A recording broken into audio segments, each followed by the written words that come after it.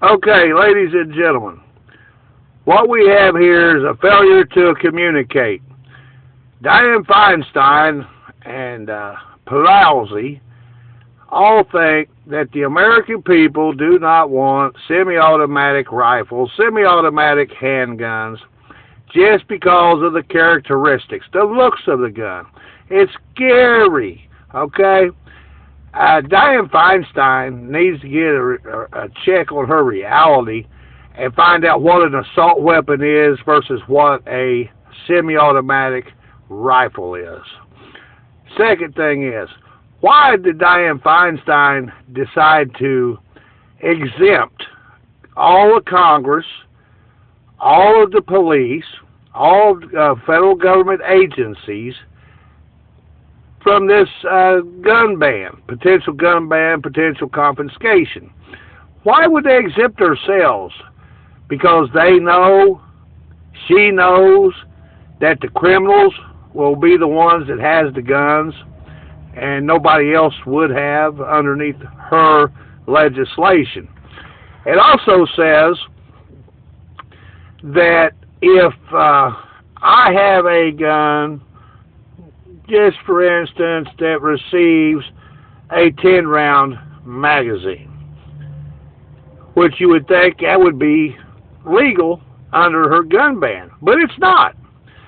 Because what it says also is if it's capable of receiving a high-capacity magazine, which also affects every gun in the United States of America they could ban them, period, other than the revolvers and a few of the fixed magazine guns.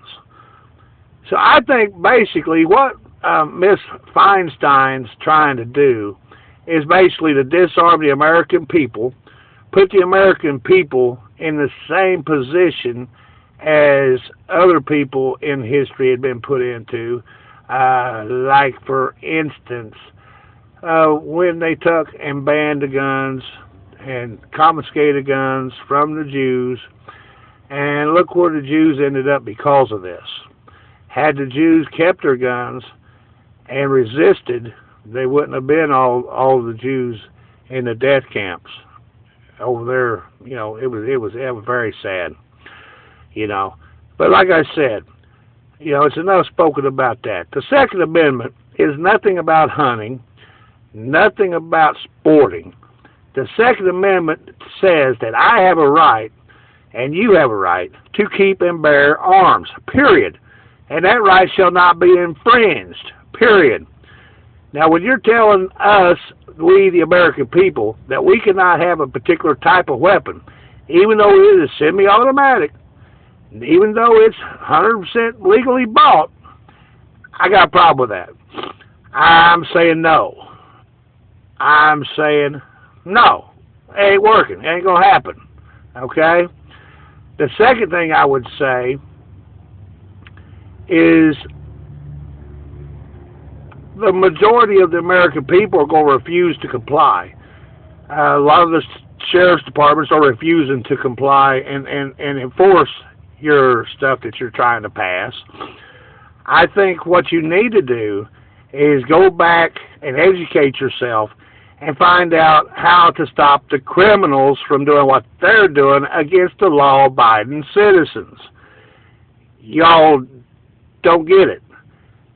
These people, these criminals go out here and kill people, shoot people, rob people, go to court, pay the money, get out of court, get out of jail, and go and do it again. You know, that's the problem right there. You know, you're not enforcing the laws you have on the books. You're not enforcing none of them as far as with these criminals and guns. Heck, in the city of Indianapolis, Indiana, they have all kinds of people coming in on handgun violations. They're in the door, out the door, go to court, pay the money, and out the door they go. Why? What do you think they was up to with that gun they had illegally possessed? Didn't, you know, even a felon in possession of a firearm. Do you think they was up to no good? Probably so. Why would you go after the law-abiding citizen?